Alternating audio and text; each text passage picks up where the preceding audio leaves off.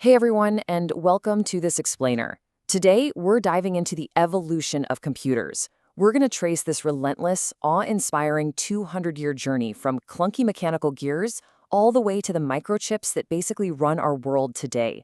It's an absolute roller coaster of human ingenuity, of hardware shrinking down, and of possibilities just exponentially expanding. So it really makes you ask the big question right out of the gate. How on earth did humanity transform these room-sized, heat-generating behemoths into the sleek, AI-driven powerhouses we've got sitting on our desks right now? It obviously didn't happen overnight, and the leaps in logic and engineering it took to get here are absolutely fascinating. To wrap our heads around this, we're going to take a chronological journey through 6 distinct eras: the dawn of computing, the Transistor Revolution, birth of the personal computer, the graphical user interface, evolution of data storage, and finally, the 5th generation. Let's get right into it. All right, Section 1, the dawn of computing. And I mean the dawn. We are going way back here, long before screens, keyboards, or even electricity were part of the equation. The foundation of what we'd now call a computer was laid way back around 1833 by Charles Babbage with his analytical engine. And the inspiration for this is just crazy.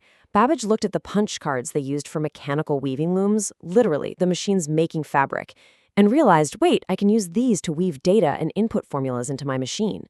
It used ordinary base 10 arithmetic and was designed to spit out info using a printer, a curve plotter, and even a bell.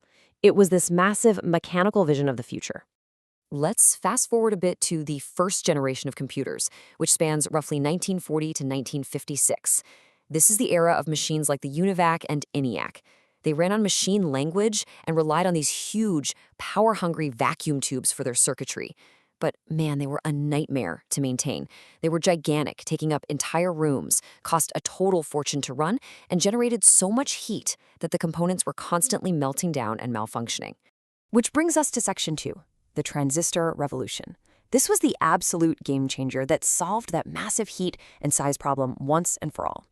Seriously, you gotta wonder, when you look at those warehouse-sized ENIACs, how did engineers manage to shrink these giant failing machines down into something reliable and compact?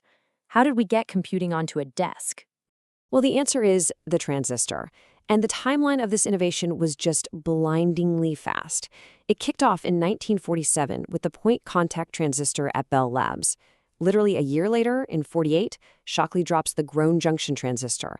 By 54, we've got the diffused base, and boom, by 1959, the planar and MOSFET are here. These tiny little semiconductor devices completely wiped out those fragile, boiling hot vacuum tubes. They were a fraction of the size, barely used any power, and honestly, they made the modern digital circuit a reality. Moving on to Section 3, birth of the personal computer.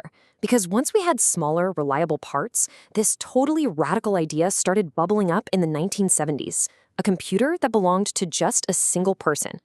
Just think about the contrast between these two eras. The mainframe era, that was all about these massive, crazy expensive machines owned by huge corporations and universities. You usually just stared at them through a glass wall, and getting machine time was a huge deal. But the personal computer era totally flipped the script. Driven by miniaturization and cheap microprocessors from companies like Intel, the PC era was fueled by hobbyists and visionaries who just wanted a machine all to themselves. Now, those early PCs were definitely not plug and play. Steve Wozniak famously joked that they were basically just square boxes covered in switches nobody understood. Like in 1975, Ed Roberts put out the Altair computer kit. Entering instructions took painfully long. You couldn't even save your work at first, and the output was literally just blinking lights. But hey, that exact machine inspired a young Bill Gates to write a version of BASIC for it, which launched Microsoft. And just a year later, it inspired Wozniak and Steve Jobs to drop the Apple I kit. But look, hardware is just a heavy paperweight without software, right? Enter the killer app, a program so unbelievably useful that it literally justifies buying the whole machine. For the business world, that was VisiCalc, the very first spreadsheet program. Combine that software with the launch of the IBM PC in 1981, and the industry had instant legitimacy. IBM actually bought their OS outright from Microsoft just to launch faster. With that IBM badge and VisiCalc, the personal computer went from a nerdy toy to an absolute must-have industrial tool. Okay, Section 4, the graphical user interface. To truly reach the masses, computers needed a serious facelift. We had to move away from blinking lights and typing lines of complex code. That magic happened over at Xerox PARC. Researchers there, like Alan Kay and Larry Tesler, built what we call the WIMP interface. That stands for Windows, Icons, Menus, and Pointers.